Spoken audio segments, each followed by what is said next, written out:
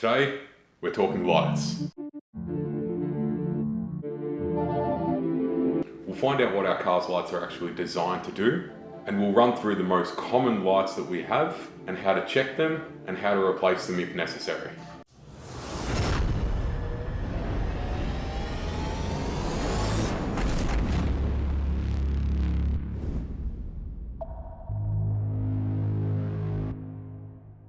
If you guys find these videos useful, don't forget to give the video a thumbs up and subscribe to my channel. I'll be dropping more helpful videos like this, and it allows me to continue to make content like this for you guys. The lights will do one of two things. They'll either illuminate or they'll indicate. So illumination means that it is going to light up either the path that you are going in or the car itself. If you are driving down the streets, you have your headlights on, it's illuminating the path in front of you. If, however, the rear of your car is illuminated, that is indicating to the cars behind you that you are there or braking or whatever the case is. Now, as for the lights indicating, that is just that. It is indicating what direction you are going or something similar to that. The parkers on the front, I don't really think have much of a use. Most of the time, I don't see the point in having them. Next, we have the low beam headlight, which is the headlight that you see every night. Every car has it on. Well, every car should have it on. We then have the high beam. The high beam is used for more the country roads where there are no street lights and it's really dark, because we have to illuminate a farther distance. Now we have the fog lights. Now the fog lights are supposed to be used for just that, driving in fog. The fog lights are used in conjunction with the low beam headlight. This is because a bright light like the high beams will reflect the light off the mist or the rain or whatever it is that we are driving in, which makes vision harder. So the idea of the fog light is to break through the fog underneath and hit the road in front of you because of where the light is hitting on the mist or the rain, whatever it is. It's not reflecting into your vision, which is not interfering with your view of where you are going and actually helping. Now, something to note about fog lights is there are states where, I'm not sure if it's every state, but I'm not sure if it is every state, but there are states in Australia that will issue fines if you have your fog lights on when they don't actually need to be on. So if it's a 30-degree summer's day with, not a cloud in the sky, no rain in sight, then there's no point having your fog lights on, and you are likely to get a fine for that. So just keep that in mind to keep your fog lights off if you don't need them.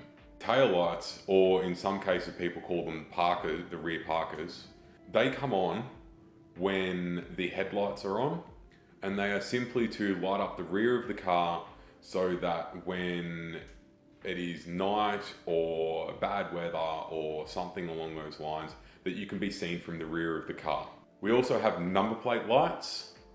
They are simply to illuminate the number plate so it can be seen at night time. The rear fog light, that's that switch on the dash that lights up on the dash and it looks like a headlight light, but it doesn't seem to do anything. That's what that switch is. It's that bright red light that you see on some people's cars that's just on one side. That is so in fog, snow, heavy rain, any of those sort of conditions, that you can be seen from a farther distance behind you. That's what they are there for, and that's when they should be used. Now the same case applies with these. If that light is on and you don't actually need it to be on, there is a chance that you will get fined for having it on. Now for the brake lights. Now these are obviously really important because they indicate to people behind you that you are braking, that you are slowing down. hazard lights are exactly what they say they are. They're telling other drivers that you, my friends, are hazards on the road. If you have broken down or if your car is playing up or whatever the case is, you put your hazard lights on as a warning to other drivers that you are a hazard on the road. You are no longer following the same system as what the other drivers are. Therefore, you are a hazard. Hence the name hazard lights.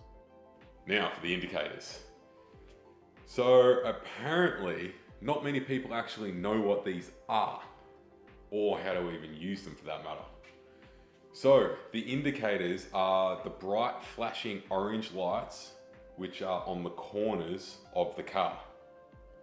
They are to indicate to people whether you're turning right or turning left or pulling over or doing a U-turn or even changing lanes on the freeway. The indicators indicate what you are doing. They are bright and they are flashy to catch people's attention. Start using them. You've been told, use your indicators. Now, the next is, what's the next? Right, all right, so now reverse lights. They simply come on when you're reversing the car to let people know that you are reversing, going backwards, reversing into parallel park, whatever the case is. They come on when you're in reverse. Now that wraps up the common lights and some of their purposes. Now let's get to checking them.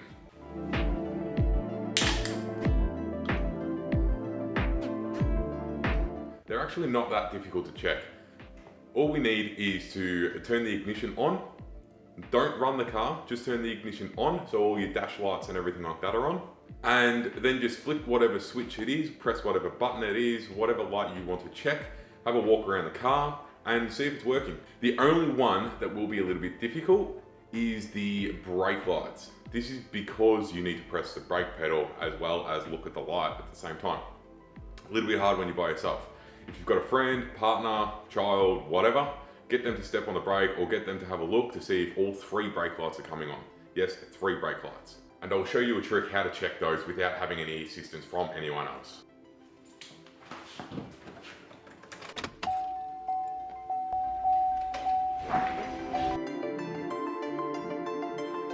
If you don't have a kid or a family member or a friend or whatever to help you to check the brake lights, stick their foot on the brake pedal, or stand behind the car or whatever the case is, whatever they want to help you with, you can just use a stick or a pry bar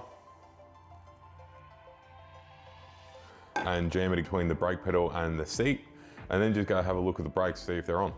Now you will notice our first problem is that you stick that on the brake pedal and we don't fit. Doesn't reach. So simply move the seat forward. Seat comes forward a little bit and it just fits in there now. But you'll see the brake lights aren't on yet. So if I grab that again and just jam it nice and tight on there, you can see the brake lights are now on. And simply, easy as that. Okay, so that is what our lights are designed to do and how to check them. It's not that hard and you can do it. You can have a safe car just by doing simple checks like this that I'm going to continue to show you along the way. Stay tuned for part 2, which I'll be releasing next week, which is how to change some of the lights, and I'll explain the differences between some of the light globes that you should pay attention to when purchasing them. I hope you've enjoyed this episode. If you have, please remember to like the video and subscribe to my channel. And if you have any questions or requests or anything, feel free to leave a comment and let me know. Otherwise, stay safe, keep greasy, and have fun.